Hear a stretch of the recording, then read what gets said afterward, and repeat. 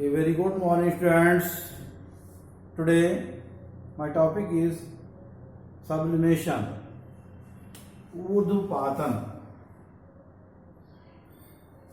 Sublimation, the process in which a solid on heating directly changes into vapors without passing through the liquid state, and on cooling the vapors directly change into solid state is called sublimation.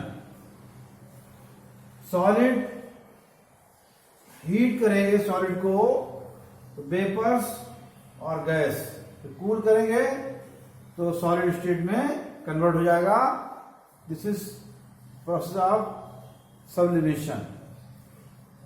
अधिकांश ठोस गर्म करने पर द्रव में परिवर्तित हो जाते हैं और यदि द्रव को लगातार गर्म किया जाए तो वो वाष्प गैस में परिवर्तित हो जाता है. परंतु कुछ ठोस ऐसे भी होते हैं जो गर्म करने पर बिना द्रव अवस्था प्राप्त किए सीधे गैस अवस्था में परिवर्तित हो जाती हैं तथा जब इन वाष्प को ठंडा किया जाता है तो ये सीधे ठोस पदार्थ में बदल जाते हैं. यानी ठंडा करने पर सीधे ठोस पदार्थ में बदल जाते हैं. ये प्रक्रिया ऊर्ध्वपातन सब्लिमेशन कहलाती है. कपूर, कैम्फर, अमोनियम क्लोराइड, नौशादर, ठोस आयोडीन, नेफ्थलीन, एंथ्रासीन आदि ऐसे पदार्थ हैं जो ठोस अवस्था से सीधे वाष्प में परिवर्तित होते रहते हैं. इसका कारण यह है कि इनके अणुओं के मध्य अंतरा अणु का आकर्षण, इंटर मॉलिक्यूलर अट्रैक्शन बल इतने क्षीण होते हैं यानी इतने कमजोर होते हैं कि वे गर्म करने पर उनके क्वथनांक यानी कि बॉइलिंग पॉइंट से भी कम हो जाते हैं. तो पदार्थ ठोस से सीधे वाष्प में परिवर्तित हो जाते हैं. जब अमोनियम क्लोराइड NH4Cl को गर्म करते हैं तो सफेद रंग की वाष्प बनती है जो सफेद ठोस के रूप में संघनित यानी कंडेंस होकर कीप की दीवार से चिपक जाती है.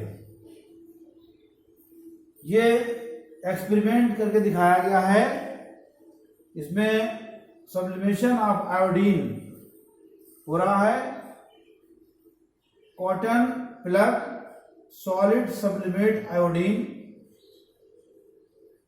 वायर गाज, ट्राइपॉड स्टैंड, इन्वर्टेड फनल, इसके ऊपर इन्वर्टेड फनल को रख दिया गया है और ये नीचे से लैंप जला दिया गया है और ये परफोरेटेड पोर्सलिन प्लेट रखी हुई यहाँ पे. तो कपूर, नौशादर, आयोडीन आदि के शोधन तथा पृथक्करण ऊर्ध्वपातन पर आधारित होते हैं. एक्सपेरिमेंट के द्वारा ये देखेंगे कि किस तरह से सब्लिम्स जो हैं रिएक्ट करते हैं. चीनी की प्याली चाइना डिश में थोड़ा सा आयोडीन या अमोनियम क्लोराइड लेते हैं. यानी कि जो चीनी की ये डिश ले ली उसमें थोड़ा सा आयोडीन या अमोनियम क्लोराइड ले लेते हैं. एक कीप को उल्टा करके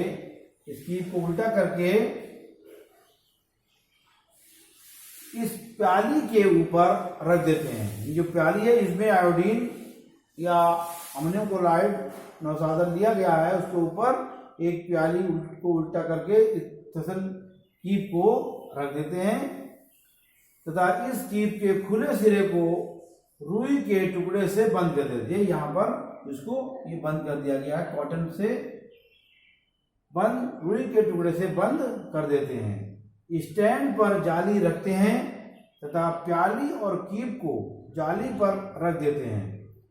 प्याली को बर्नर से गर्म करते हैं, यानी प्याली के नीचे बर्नर से इसको गर्म करते हैं तथा इसका परीक्षण करते हैं। आयोडीन की बैंगनी रंग की वाष्प बनती है। इसका परीक्षण करते हैं तो देखते हैं कि बैंगनी रंग की एक वाष्प निकल रही है जो आयोडीन की है। बैंगनी रंग की वाष्प निकल रही है, बनती है, जो ठोस में संघनित होकर कीप की भीतरी दीवार से चिपक जाती है, यानी जो ठोस में कंडेंस हो जाती है और कीप की भीतरी दीवार में चिपक जाती है।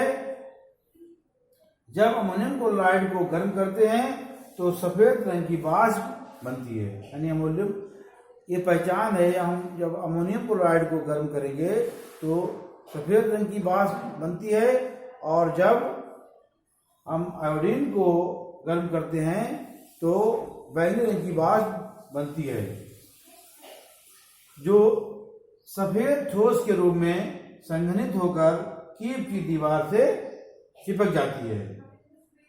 यहाँ पर बहुत अच्छा एग्जाम्पल सब्लिमेशन का कि हम अपने घरों में नेपथलीन की गोलियां रखते हैं कपड़ों में और वो गोलियां एक टाइम के बाद खुद जो है वहाँ पर स्वतः खत्म हो जाती हैं। और वो ये क्या क्यों होता है, ऐसा है, ये सब्लिमेशन के कारण होता है।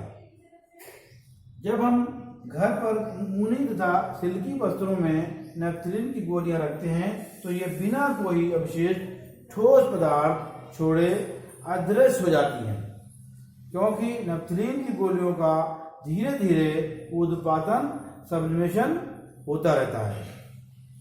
Thank you.